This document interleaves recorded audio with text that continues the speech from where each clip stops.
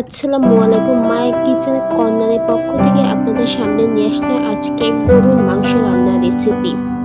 আসলে গরুর মাংস সপ্তাহে সবাই একদিনই খেয়ে থাকে, কম বেশি সবাই।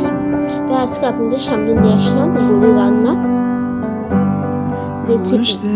আশা করি আমার ভিডিওটা আপনারা পুরোটা দেখবেন। প্রথমে আমি নিয়ে নিচ্ছি কড়াই গরম করে তেল, তার ভিতর দিয়ে দিচ্ছি তেজপাতা ও জিরে। তেজপাতা ও জিরাটা ভালোভাবে ভেজে তার ভিতর দিয়ে দেব আদা বাটা, রসুন বাটা, পেঁয়াজ বাটা দিয়ে সবকিছু পরিমাণ মতন দিয়ে ভালোভাবে নাড়াবো, যাতে প্রতিটা উপাদান একটির সঙ্গে আরেকটি মিশে যায়। এরপর দিয়ে দিচ্ছি পরিমাণ মতো পানি। মশলাটা কষানোর পর যে পানিটা দিতে হয় সেটা পরিমাণ মতোই দিতে হবে।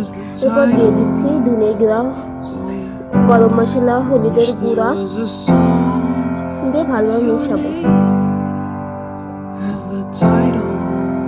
এরপর দিয়ে দিচ্ছি গরুর মাংসটা দিয়ে নাড়াচাড়া করবো। এরপর দিয়ে দেবো পরিমাণ মতন লবণ।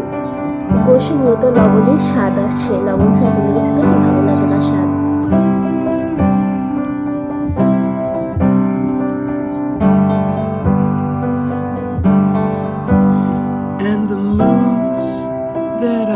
এরপর এটা প্রেসার কুকারে দিয়ে দিব। 20 মিনিটের মতন ওয়েট করব।